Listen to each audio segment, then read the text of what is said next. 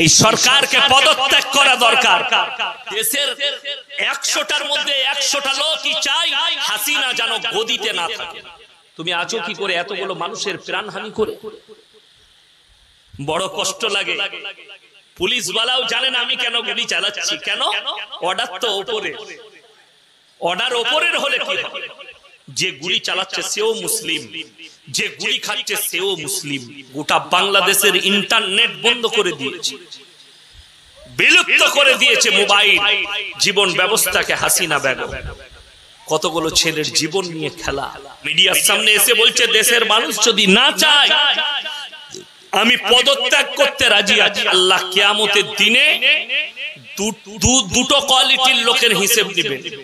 এক হচ্ছে ইকরা কিতাবাক কাফা বিনফসিকা লিয়াউমা আলাইকা হাসিবা মান ইহতাদা ফাইন্নামা ইয়াহতাদি লিনাফসি ওয়া মান দাল্লা ফাইন্নামা ইয়াদিল্লু আলাইহা ওয়া লা তাজিরু ওয়াজিরাতুন বিজরা উখরা ওয়া মা কুননা মুআযযিবিনা হাত্তা নাবআসা রাসূলা।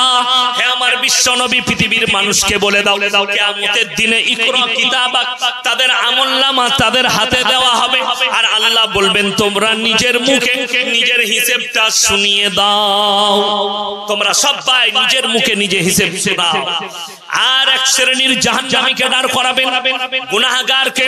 আর সেই পাপীদিকে যখন বলতে যাবে, তারা যখন আমলনামা অস্বীকার করবে, কোরআনের সূরা ইয়াসিন আল্লাহ বললেন শুনে নাও হে আমার নবী ওই পাপীদিকে বলে দাও যারা মনে করছেন আল্লাহর কাছে চালাকি করব। আল ইয়াউমা নাখতিমু আলা আফওয়াহিহিম ওয়া তুকাল্লিমুনা আইদিহিম ওয়া তাশহাদু আরজুলুহুম বিমা কানু ইয়াকসিবুন। আমি আল্লাহ রাব্বুল আলামিন তাদের জবানগুলো সিলাই করে দেব। হাত কথা বলবে, পা কথা বলবে, কান কথা বলবে, ঠোঁট কথা বলবে। আমি এদিকে কথা বলার যোগ্যতা দান করব। আল্লাহর কসম কিয়ামতের দিনে আল্লাহর কাছ থেকে এতটুকু পৃথিবীর কোন মানুষ রেহাই পাবে না। এরপর যাদের মনে মনে হচ্ছে ইয়াসিন সাহেবকে ভালোবাসি, কিয়ামতের দিনে ইয়াসিন সাহেব আমার একটু হেল্প করে দিবে। যারা মনে মনে ভাবছেন আল্লাহর হাবিব সাল্লাল্লাহু আলাইহি সাল্লাম কিয়ামতের দিনে সুপারিশ করবেন, জোরে বলুন সুবহানাল্লাহ। কিয়ামতের দিনে দুটো ব্যক্তির দিকে আমার আল্লাহ একবারও তাকিয়ে দেখবেন না। কটা বললাম? দুটো। ভালো করে এখানে যুবক যুবতীরা, নারী পুরুষ উভয়ে শুনবেন। বর্তমানে এই পাপটা বেড়ে চলেছে আমাদের কাছে। এক হচ্ছে এটা বুখারী শরীফের হাদিস, 5885 নম্বর হাদিস বুখারী। নবীজি বললেন আল্লাহ দুজনার দিকে কিয়ামতের দিনে তাকাবেন না।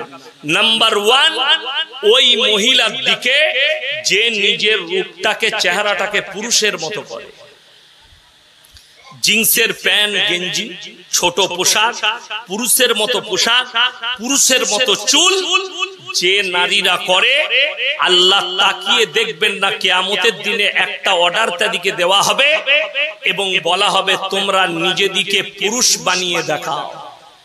তারা বলবে আমরা অক্ষম। তাদের জন্য জাহান্নাম ছাড়া উপায় থাকবে না।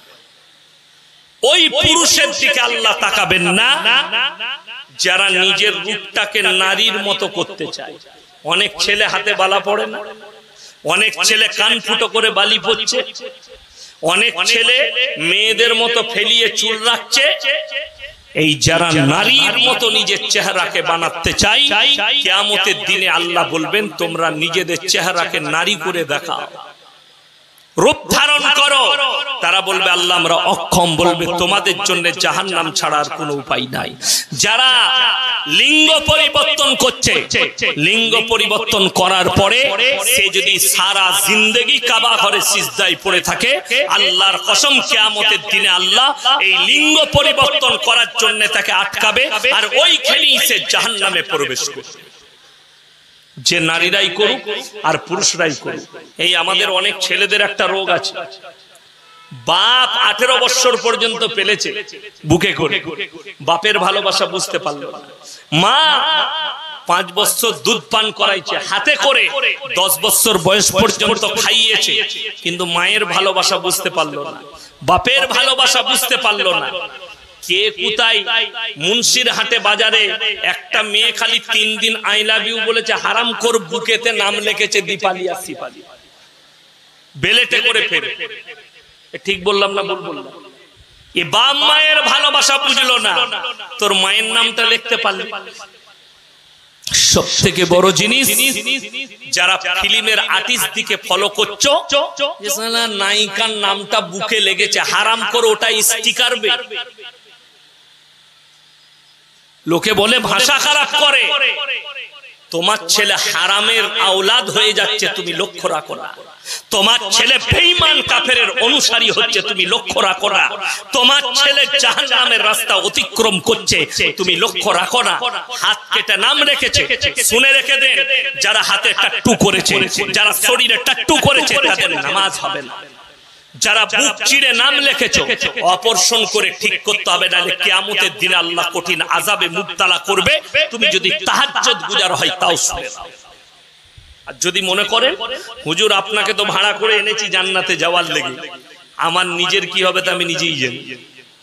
যদি বলেন কেন, কোরআন খুলুন, কোরআন খুলুন, সূরা আরাফ।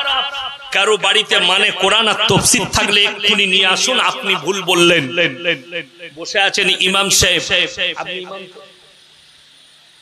আলী মাদ্রাসায় থাকেন না? মাশাআল্লাহ, কোরআনে আছে সূরা আরাফের প্রথম পৃষ্ঠায়, ফালানাসআলান্নাল্লাযীনা উরসিলা ইলাইহিম ওয়া লানাসআলান্নাল মুরসালিন। আমি কিয়ামতের দিনে এই মৌলবি মোল্লা পীর ফকিররা তো দূরের কথা, আমি আল্লাহ রাব্বুল আলামিন রাসূল আর পয়গম্বর দিকেও ডাল করিয়ে সওয়াল করব, আপনারা কিভাবে দাওয়াত দিয়েছেন আর তোমরা কিভাবে গ্রহণ করেছো, তার কম কেউ জিজ্ঞেস করা হবে। আপনি কিভাবে দাওয়াত কবুল করেছেন? আজকের এই জলসার মাজমায় বসেছেন, যদি আপনার মনে হয় যে আমি কথা মানবো না, আমি আমার মতো হারাম কাজ করে যাব, তুমি করে যাও। তোমাকেও জিজ্ঞাসাবাদ করা হবে, আর ইয়াসিনকেও জিজ্ঞাসাবাদ করা হবে। আপনি অমুক গ্রামের অমুক স্টেজে অমুক তারিখে গিয়েছিলেন, আপনি দাওয়াত দিয়েছিলেন, আপনি কি হক দিয়েছিলেন? না, না হক দাওয়াত দিয়েছে, এটা আমাকেও জিজ্ঞাসাবাদ করা হবে। আপনারা কি মনে করছেন বক্তারা বড়বড় করে 2 ঘন্টা বুকে চড়ে যাচ্ছে, এদের কাছে হিসাব হবে না? এক একটা বক্তার কাছেও হিসাব নেওয়া হবে, শ্রোতার কাছেও হিসাব নেওয়া হবে। অত সহজ নয়। আর যদি মনে করেন হুজুরের দোয়ায় পেরুবো, তো আপনাকে দলিল দিয়ে যাচ্ছি, কোরআন খুলে আলহামদুলিল্লাহ। আপনাদের সঙ্গে আমার সম্পর্ক একটাই, সেটা কি বলুন তো? বক্তা এবং শ্রোতা, ঠিক কিনা? আচ্ছা, এখানে কারোর সঙ্গে আমার রক্ত সম্পর্ক আছে? নাই। ভেবে দেখুন, আপনার সঙ্গে আমার এতটুকু সম্পর্ক বক্তা এবং শ্রোতা। আর একটা শরীয়তি সম্পর্ক আছে, যেটা কোরআনে আছে, হাদিসে আছে, এক মুমিন আর এক মুমিনের ভাই ভাই। জোরে বলুন সুবহানাল্লাহ। গেল, এরপরে কোরআনে চলুন।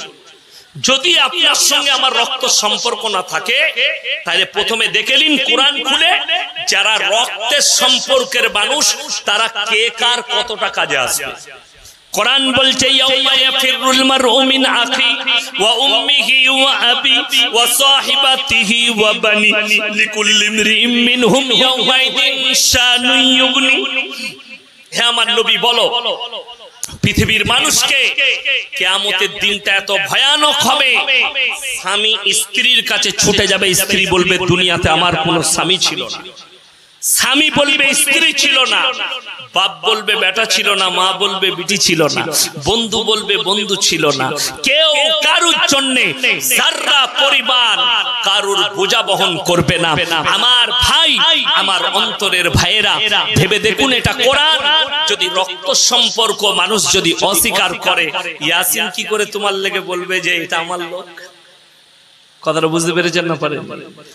একমাত্র যারা মুমিন হবে তারা আল্লাহর আরশের ছায়া পাবে। সকলে জোরে বলুন সুবহানাল্লাহ।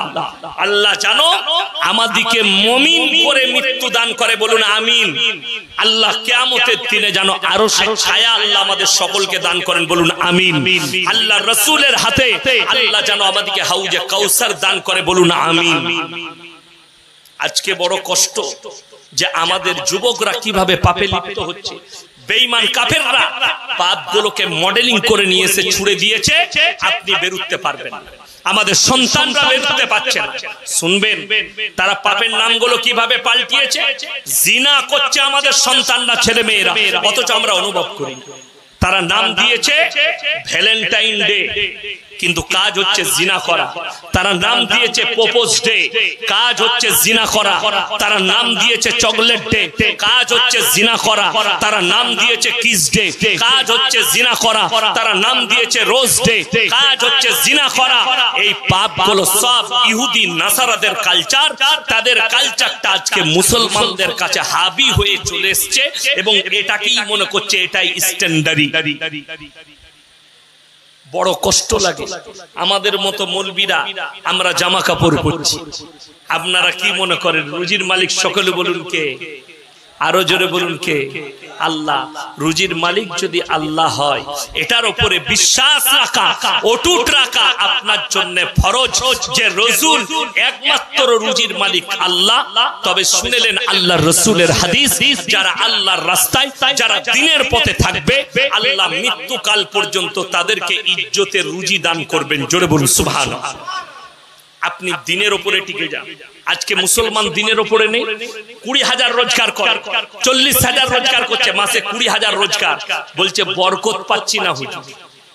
বলে না, বলে না, বরকত নাই।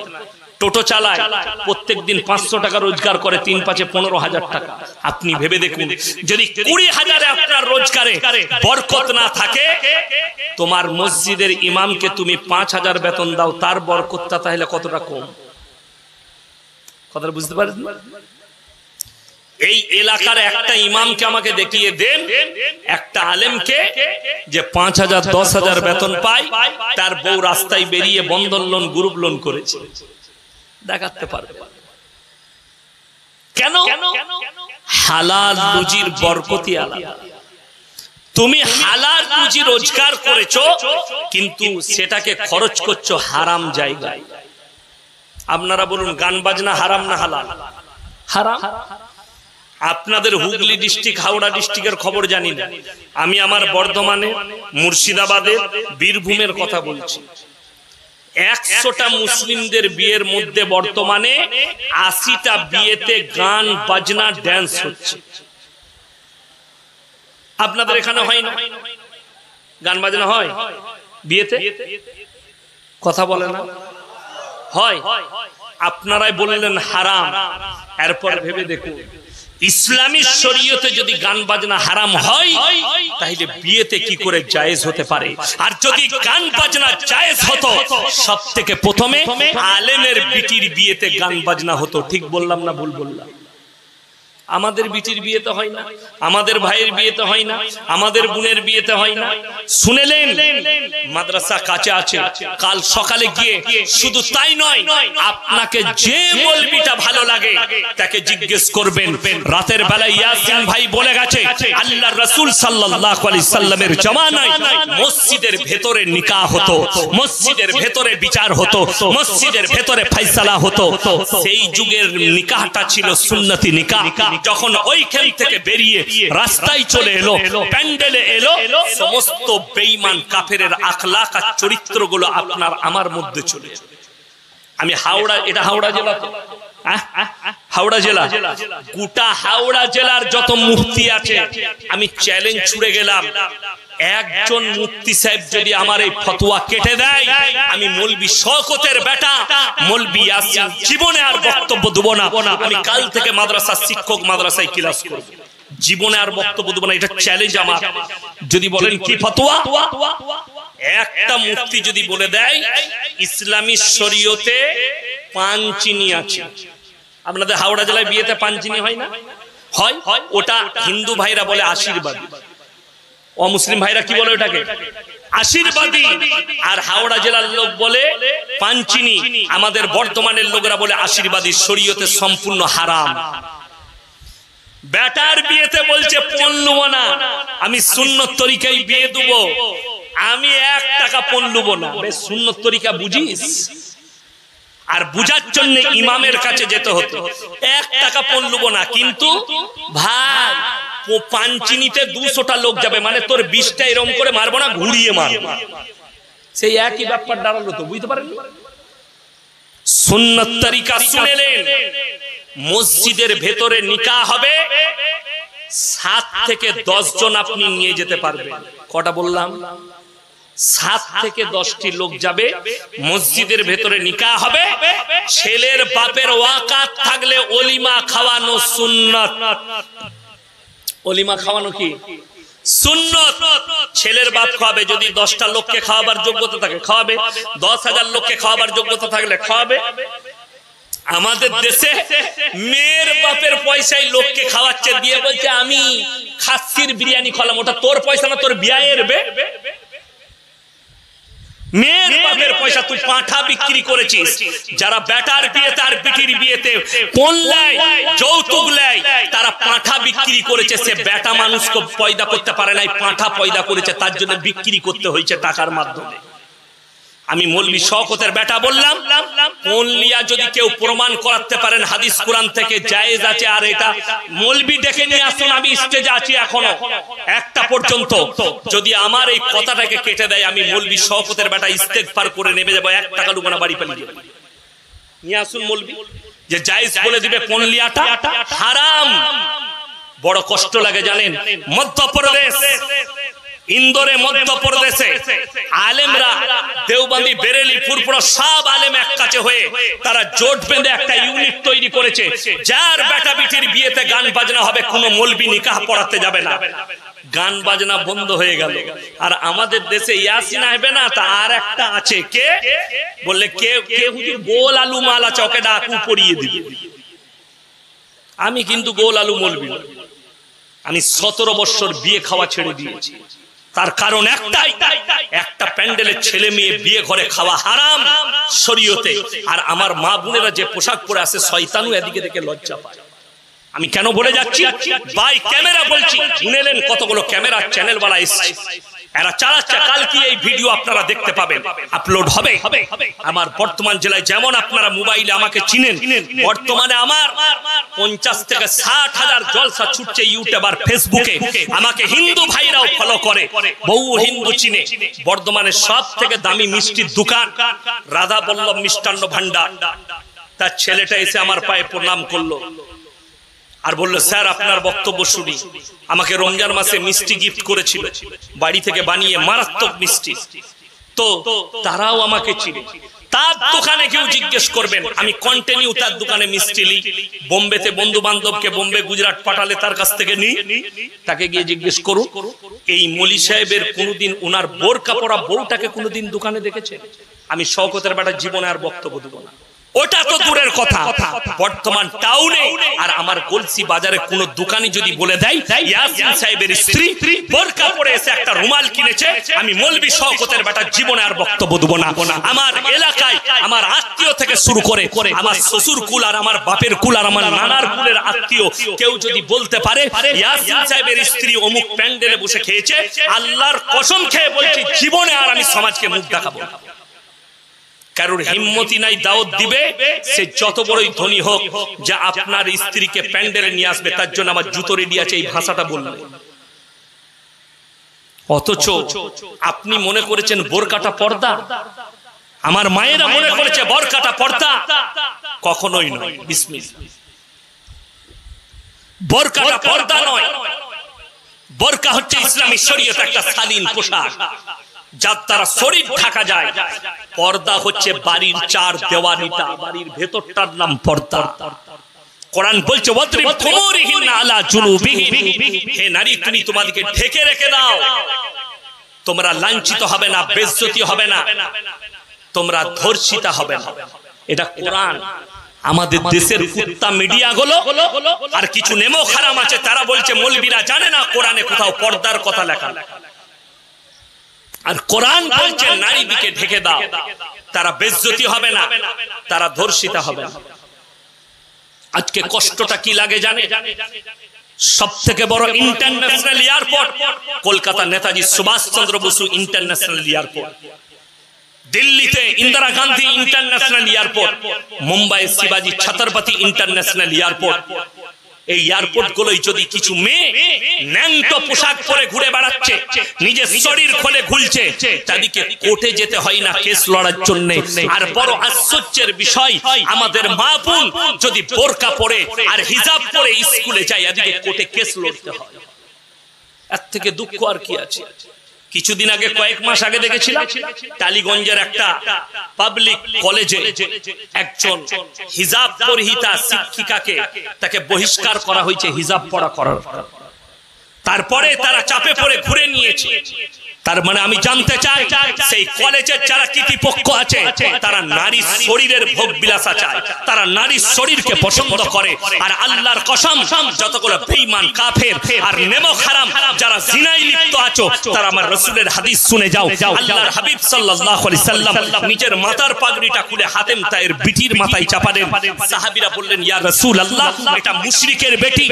নবীজি সঙ্গে সঙ্গে বললেন, হে আমার সাহাবীরা শোনো, আমি আল্লাহর রাসূল মেয়েদের মাথা ঢাকতে এসেছি, খুলতে আসিনি। জোরে বলুন একবার সুবহানাল্লাহ। নবীজি দেখলেন না এটা কোন জাতের মেয়ে, কোন ধর্মের, খালি তার মাথাটা ঢেকে দিলেন। নবীজি বললেন, আমি মেয়েদের মাথা ঢাকতে এসেছি, খুলতে আসিনি। আজকে কষ্ট লাগে, বাবা রাম রহিম জেলের কুঠরিতে বসে আছে, কয়েকশো মেয়েকে ধর্ষণকারী বাবা। রাজা রামপাল জেলের কুঠরিতে বসে আছে, কয়েকশো মেয়েকে ধর্ষণকারী বাবা। আসারাম বসে আছে জেলের কুঠরিতে, কয়েকশো ধর্ষণকারী বাবা। তারপরও আমরা হচ্ছে আতঙ্কবাদী। কষ্টটা এই জায়গায়। আজকে খবর খুলে দেখুন, রাত্রে গিয়ে ফেসবুক খুলবেন, টিভি চ্যানেলটা খুলে দেখুন, উত্তরপ্রদেশ সরকার অর্ডার দিয়েছে।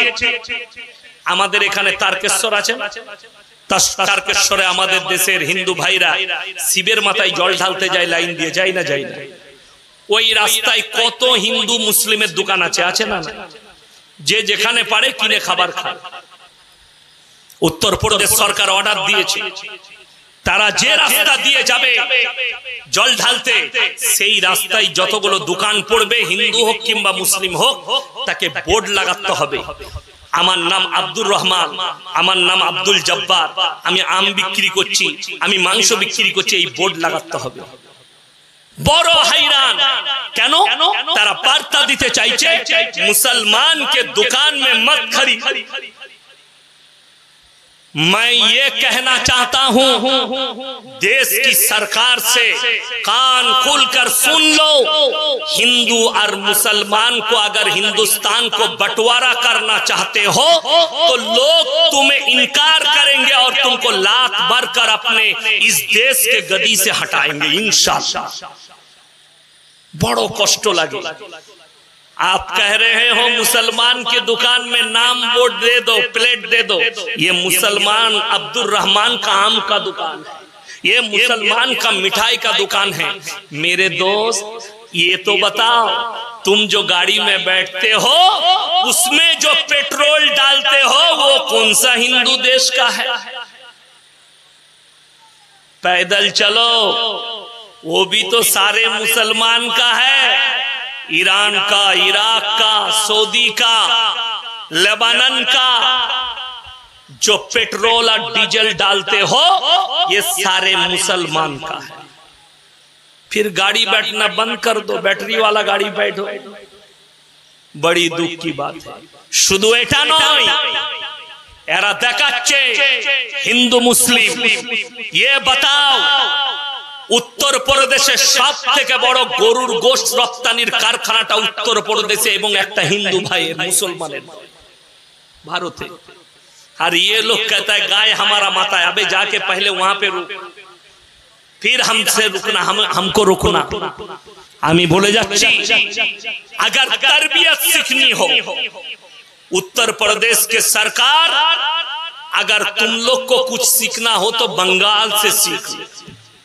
हम एक दूसरे से मोहब्बत करते हैं। और আমরা পড়েছি, আমরা এক বিনতে দুইটি কুসুম, হিন্দু মুসলমান পড়েছি না পড়ি? এবং আমাদের মধ্যে মিল মোহব্বত আছে, ছিল। সেই দিনে দেখেছে সরষের ভেতরে ভূত ছিল, ভূত বেরিয়ে গেছে। ভূত বেরোয়নি আমাদের দেশের, আমি তার নাম মুখে উচ্চারণ করব না, লোকে চিনে যাবে। চিনে হারাম করকে আবার কে চিনবে না? শয়তানকে সবাই চিনে। বলছে सबका साथ सबका विकास नहीं, जो हमारे साथ हम उनके साथ। लोग तुम्हें इतना अच्छा से लाठी मार दिया फिर भी तुम सुधरे नहीं यार, इसमें हमारा कहां से? और हम कहते हैं हम ईमान वाले हैं, हम हमारे रसूल के साथ अल्लाह के साथ। जोड़े बोलो इंशाअल्लाह। हम किसी के साथ नहीं, हम विश्वास रखते अल्लाह पे और मोहब्बत करते अल्लाह के रसूल से। ये हमारा ईमान है। तुम हमारे कुछ नहीं बिगाड़ सकते, और तुम्हारा 10 नस्ल भी आ जावे तो हमारा कुछ नहीं बिगड़ सकते, क्योंकि फिरौन आया था मूसा को मिटाने, खुद मिट गए। इब्राहिम आया था, नमरूद आया था इब्राहिम को जलाने, खुद जल गया, खत्म हो गया। अल्लाह की कसम, कितने बेईमान और काफिर आया। और कौन? अब्रहा बदशा आया था काबा को तोड़ने, अल्लाह ने उसको जमीन के अंदर गाड़ दिया। जोड़े बोलूं सुभान। और तुम इस्लाम को मिटाओगे, दुख লাগে। उत्तर प्रदेश सरकारेर উপরে आमेर दुकाने लिखते হবে কার आमेर दुकान, फलेर दुकाने, तो এটাও তাই করো। এই আমটা যেটা এসছে কার বাগান থেকে এসছে? মুসলমানের না হিন্দু? वो भी तो करो। गाड़ी जो चला कर लाया वो मुसलमान है कि हिंदू? जिसने पैर से तोड़ा वो मुसलमान था का हिंदू? अगर मुसलमान तोड़ लेते तो उसमें तुम नहीं खरीदते। बागानटा को चूज करो, बागानटा का। हाय रे मुसलमान, ईमानदारिर संगे बोलुन আমরা ঈমানের উপর টিকবো। জোরে বলুন ইনশাআল্লাহ। বেঈমানের চাকা আল্লাহ বেঈমানের উপর দিকে ঘুরিয়ে যাবে তুমি যদি ঈমানের উপরে টিকে থাকো। কি ভাবছে মসজিদ ভেঙে দেবে? গোটা পৃথিবীর মসজিদ যদি ভেঙে যায়, আল্লাহর কসম আমাদের দিল থেকে আল্লাহর রাসূলের মহব্বত মিটাবার ক্ষমতা পৃথিবীর কোন শক্তি কেউ পারবে না মিটাতে। আর পারেনি। আপনি কি মনে করছেন রাসূলের জামানায় যখন রাসূল কালমার দাওয়াত দিলে তখন মসজিদ ছিল? কথা বলে না। মসজিদ ছিল? ছিল না। সাহাবীরা নামাজ পড়েছেন, লুকিয়ে নামাজ পড়তেন। কবে থেকে প্রকাশ্যে নামাজ শুরু হয়েছে জানেন? আপনার দিমাগ ফেটে যাবে শুনলে।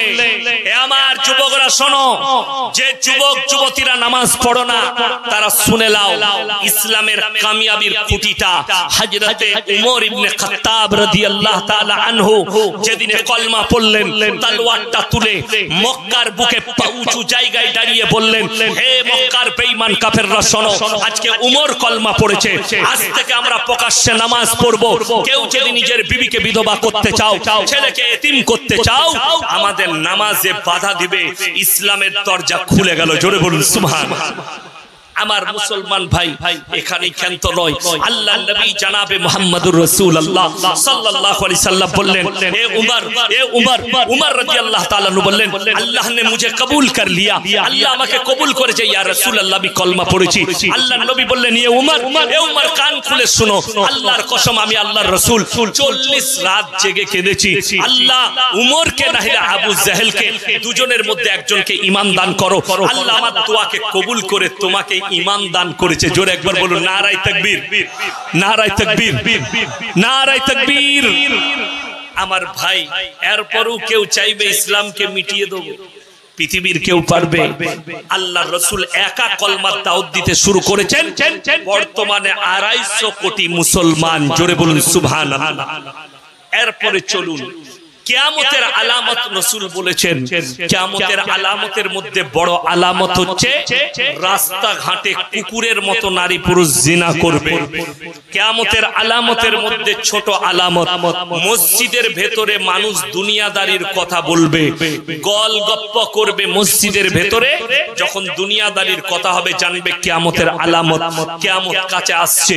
যখন ভাই ভাইয়ের মধ্যে মিল মহব্বত থাকবে না, পরিবারের মধ্যে মহব্বত থাকবে না, ভাই দুশ্মন হবে, পর আপন হবে। জানবে কিয়ামত কাছে, একে অপরের সঙ্গে মানুষ হবে জানোয়ারের ন্যায় হিংস্রের মতো।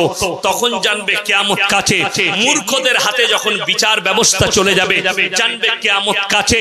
আর আল্লাহর রাসূল মুসান্নাদ ইবনে আবু শাইবা 40 নম্বর হাদিস, রাসূল আকরাম সাল্লাল্লাহু আলাইহি সাল্লাম বললেন, হে আমার সাহাবীরা শোনো, কিয়ামতের আলামত বুঝতে পারবে।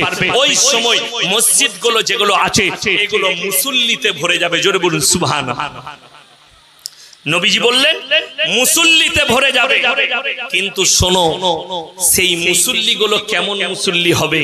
তারা সুদ খাবে আর বড় বড় অট্টালিকা বাড়ি বানাবে আর বড় বড় শপিং মল বানাবে, ইমানদার কেউ থাকবে না।